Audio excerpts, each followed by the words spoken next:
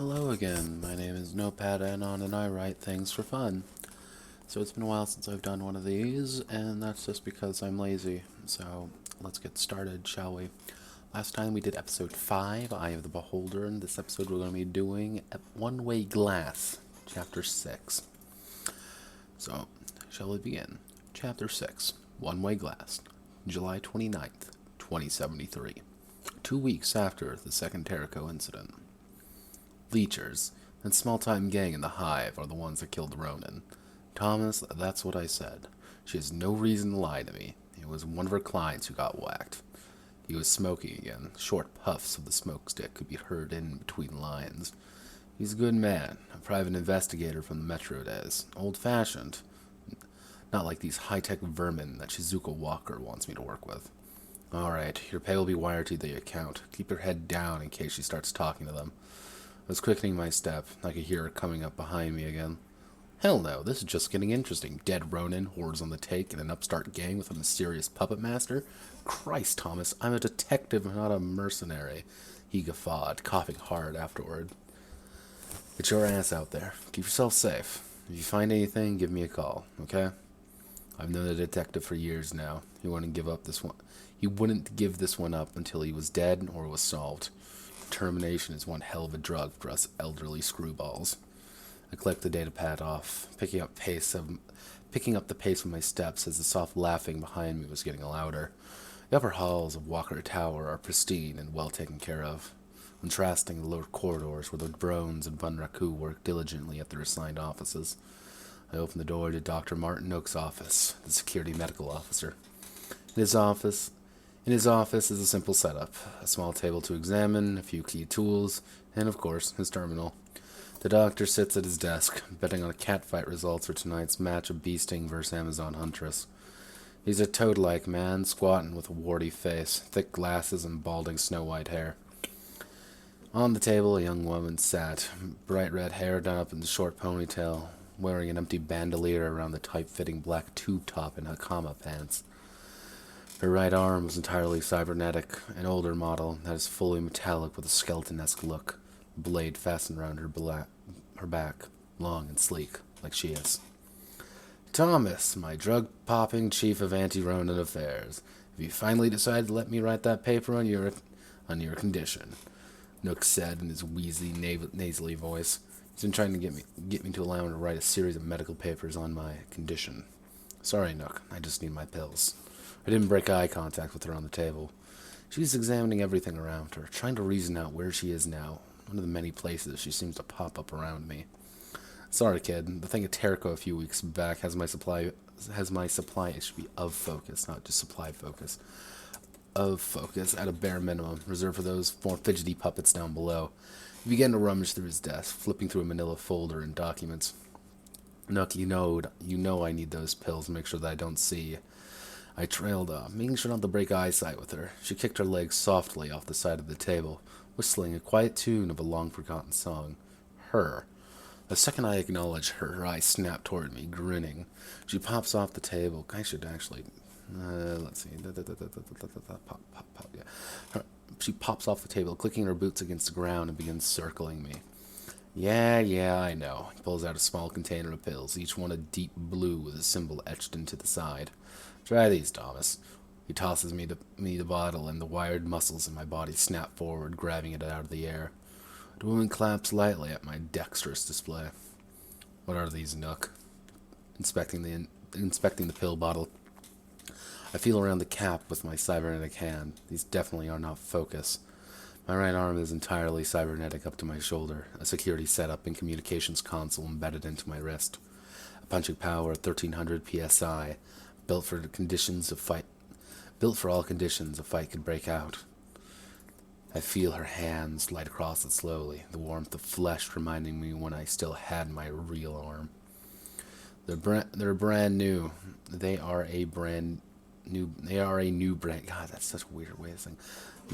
They're a new brand, you could say. The boys in pharmaceuticals wanted to try something new to treat your condition. He stood up and waddled over to me. Where is she? Turned to face her.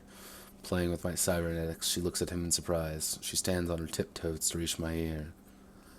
Do you like it when other people talk about me? The voice was silvery and modulated, designed to be pleasant to listen to.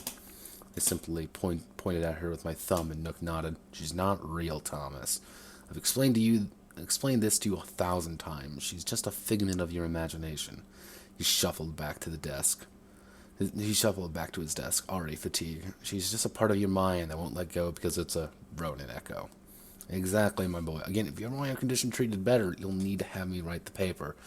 At least have one of the grad students at the university, and they'd love you if you did. Not yet, Nook. I got a job to do first. I turned to leave the office. Take those things with food. Don't do anything stressful afterwards. It'll cause your head to supercharge. Close the door with the figment of the girl still clinging to me. She's my ex-girlfriend, KC. She's been dead for 20 years, and I killed her. That's actually not... Note. I sat at the fast-track station waiting for him. My two girlfriends are... Oh, God, why are you the way that you are? My two girlfriends had already gotten on their rides home, and here I was, checking my data pad for meaningless posts. Claire finally got that new dog she's been talking about. Lee's son got the third in his class this year. She's been posting non-stop since she got home. Naoki's wife went into labor earlier today. He's been posting videos in the hospital waiting room for the past hour. Santa is drinking with her boyfriend again tonight, that jacked guy from sales who's always posing in the mirror. I closed the data pad and leaned back on the bench. Some days I wish I had an interesting life, one of mystery and excitement, where I deal with interesting people on the daily and help save the world. But I also have 2 kids and a husband who is more dour than anything. I love him, though, even though it feels like he's married to his work than me. Martha, his gruff voice echoes through the quiet station. He stands taller than the majority of the other workers, built strong and wide. The suit he wears is ill-fitting and doesn't work well with his frame. Outside of his augmentations, he's a perfectly average man, chief of anti-Ronin affairs, but a perfectly normal man regardless. He sits down next to me. Anything new today, Thomas? Or just picking up your medication from the doctor? Just medication. They're putting me on something new. Anything I should know? I just have to take it with food. What's for dinner tonight? Johann said he was making stuffed peppers with some of that leftover beef we had. Peppers. Hopefully Marianne eats them. She's picky. Yes, your son's good at masking the worst parts of it. We sat in dead silence, the married couple of 15 years. A son who's 13 and rapidly turning into a homemaker, and a 6-year-old who's obsessed with idols and boy bands. Oh, how I wish to be young again. The fast tracks pull into the station as we all pile in. Thomas flashes an ID card that allows us to have a quieter booth apart from everyone. We speak about meaningless things that only married couples can, and get off at our stop, ride the elevator up to the 12th floor, and enter into our apartment space. We can hear Johann singing as he cooks dinner, failing miserably to hit the notes of the latest pop hits. Marianne dashes around the corner and jumps into her father's arms. Mom, Dad, I gotta tell you about school today. We both hear about the problems that only a 6-year-old could have at school, of girls being mean, boys trying to play security in Ronin, and the substitute teacher Bunraku getting gradually more frazzled as they find out her RAE protocols. Thomas immediately hides away in his study, leaving me to assist Johann with his dinner preparations, wearing an apron, diligently preparing the Nutri-Rice side dish, consulting his data pad with an intensity usually reserved for pilots. He was built like his father, heavier set, with softer features in his face, his curls still unmistakably my family. Still lean and fit despite his obsession with cooking and the culinary arts, Marianne had her father's straight hair and harder features, but was thinner and shorter than the men of the house, reminding me of myself at that age. The bundle of energy was never quite still, even when sitting, always bouncing or moving. She even spoke by aggressively signaling with her hands. Some days I wish I had an interesting life, but then I take a moment to appreciate the 3 people in my life more important than anything. Who needs interesting people when you have people you love? At least, as the smell of slight burning in the pot and the frantic stirring, mixed with the disappearance of a 6-year-old, signal tonight was going to be anything but dull. My study was quiet, secluded off from the rest of my family. Dozens of diagrams and assets carefully arranged to make it easy for me to work. The Terco facility was displayed prominently on the large screen, moving my fingers along the track of movements of the Ronin who infiltrated it 2 weeks ago. The location where 2 of them were discovered, dismembered, circled. Oh god, location where 2 of my Bunraku guards. The location where 2 of my Bunraku guards were discovered, dismembered, circled. No security personnel had confirmed any kills, let alone a kill in melee. Oh, wait, no, that's completely wrong.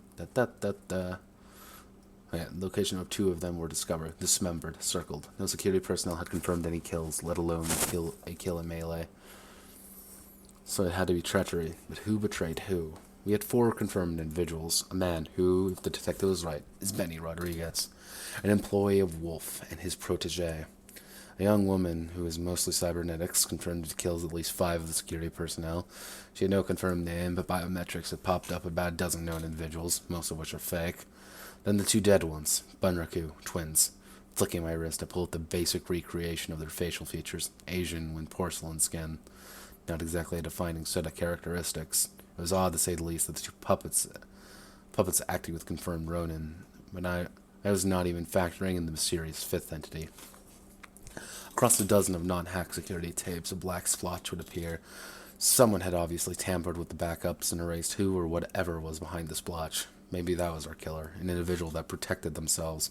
Maybe they're the leecher. Whoever did this was good. They got through the doors in half the time we did. A thin finger of KC pressed against the screen without interacting with it. I know, but they also followed the exact path we did back in the day, Casey. I traced the route with my finger in our old route with the cybernetic hand. I stopped at the L-shaped corridor on our old route. 20 years ago, I made the same run with 4 others. A professional street doc, a razor girl, a heavy ordnance paramilitary, and a street hacker. That's where Buck got shot. The usual sultry voice was monotone and unforgiving. Our first casualty that day. Buck was paramilitary, fought in Pan-Africa conflict before coming home.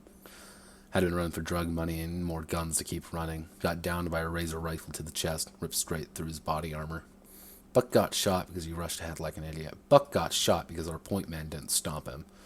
I was agitated by the last comment, as I was the point man back then. I had a Rover 23 heavy pistol and a mono knife on me. How the hell was I supposed to know he was going to charge headfirst down a corridor with no cover?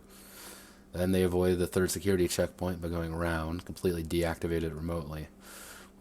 We were blind for 2 minutes, and killed 3 of our guards as well, just like we did them. However, our black figures broke through the door here. We had to remotely open it. Saved them 3 minutes against our time, but they also got slowed down in the firefight in that same room. You're right. It was clear when we went in, but it had 6 security personnel operating at the time. That's where Jezebel took her first bullet. She rested her head on my shoulder, slowly stroking the LED string as the ghost and I reminisced about the sobbing hacker who had the doctor take a bullet out of her thigh with a pair of pliers. They avoided that place completely, even though it was clear they weren't going off information then. They had someone with experience. Experience? Someone had to know that there might be guards down there, just as much as someone had to reason out there might not be guards in the previous room.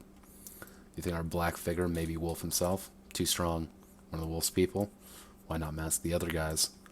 Dad, who are you talking to? I whipped around to see Marianne sitting at my chair, twirling around it slowly.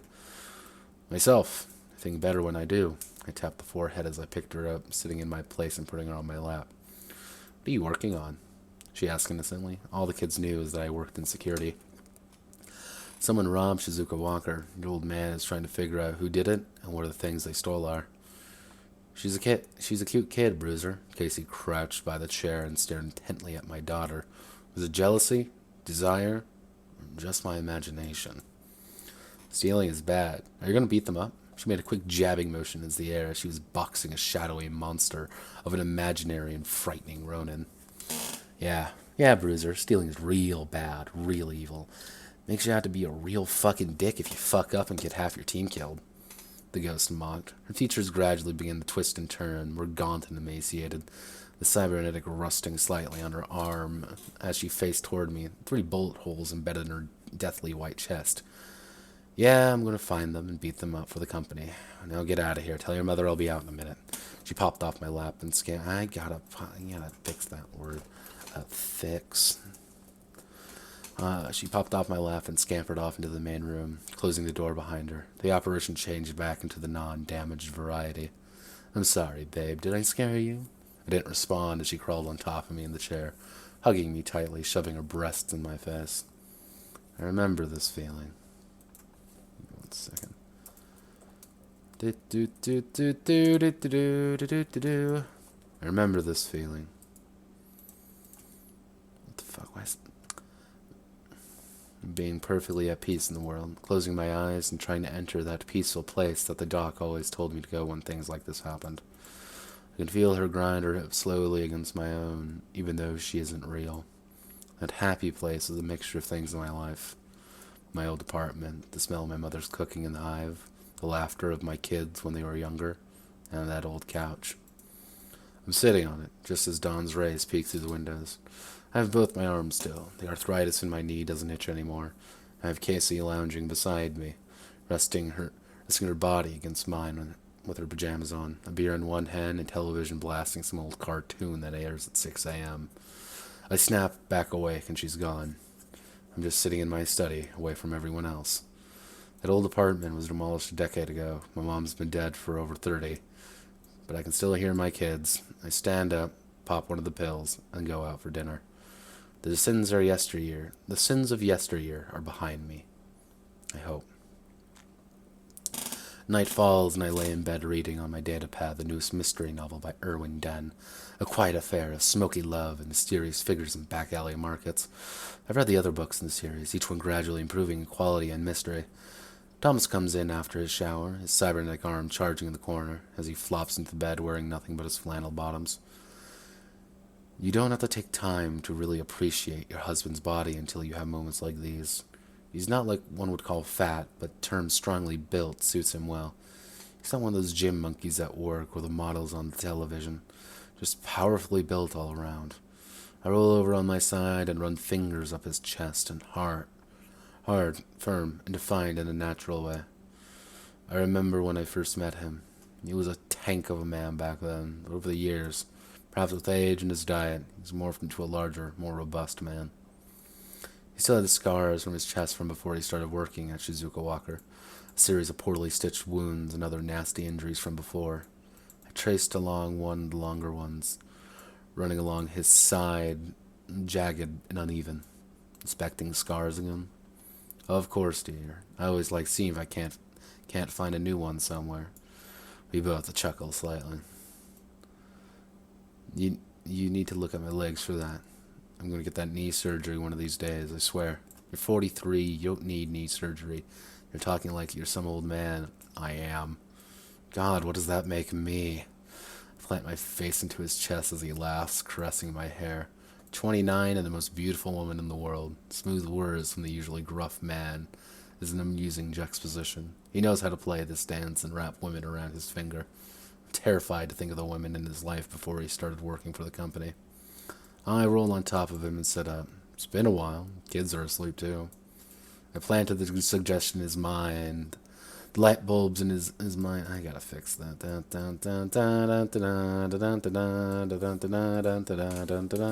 Fix. Reasoning out the more subtle suggestion I've left. I guess we can call in late tomorrow. Marianne did cough a bit at dinner, just making sure we're both healthy. True. I lean in and the two of us start to kiss deeply and passionately. He flails his hand at the lamp to shut it off, rolling both of us over to turn the other off. Never breaking our lip lock as he's on top of me now.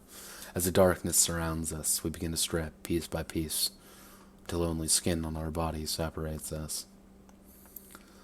Kissing her body is relaxing, comforting even, as I move my hand around her body, working the flesh slowly to stimulate her further. She bites my shoulder as I position myself correctly, thrusting slowly and steadily in a familiar manner. The beats of sex between a married couple is familiar, 1 to 2 to 3 in a rhythmic manner. She feels warm as she struggles not to moan with the cock embedded into her. Still got the moves, bruiser, sitting on the edge of my bed, naked, playing with her small breasts. Her small breasts' nipples is Casey. That's a weird fucking line. God fucking damn it. Fix me, please. An icy sensation moves through my body as I begin to remember the doctor's words. Stress causes this body to put the mind into overdrive. I didn't know this would happen. She crawls forward on the bed, gripping me tightly with her hands. They're cold, yet familiar, physical. So I ease Martha back onto the bed, continuing to thrust deeply into her. I turn to face Casey, who presses her body toward mine. I don't need that word. Kissing me on the dumbfounded lips, moving her tongue diligently.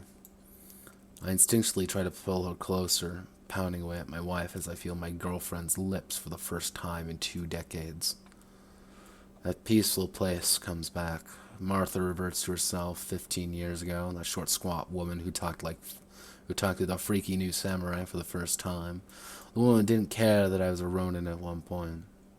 I'm on my old bed, and the squeaking noises is nearly deafening in its unreality. Another flash of light, and now I'm fucking KC. The thin body pressing against mine as my dick ravages her cunt. I'm in my apartment again. I'm young, but old, one arm down, yet still possessing the feeling in both. Martha's now behind me, guiding my hips to fuck my echo, occasionally popping over my shoulders, whisper meaningless words in my ear. Her and Casey exchange glances and peck lips in the surreal dreamscape I find myself in. I'm back home, lying on my back as I thrust deeper and deeper into her, now crying out in pleasure as I pound my hips into hers. Casey is on top of her, rubbing her slit on my wife's stomach. She leans forward, kissing me again on the lips. 3 people know the route to Terrico, you, Wolf, and Jezebel, she whispers in my ear. But Wolf wouldn't condemn his people to death. But if Wolf isn't the one behind it? The image flashes back into a scene that's been branded into my mind for years. Hallway 21, floor 3, we're sprinting through. Buck had already bled out earlier, and we were down some ammunition. We'd already secured the data, and it was being transported by Jezebel. Casey got winged in the back with a tracer. I tried to help her back up, but I needed to make a choice. Stay with her, or get out with the other 2. I stayed. Wolf and Jezebel got out. I got offered a job to pay off a debt. I met Martha. I moved up in the world.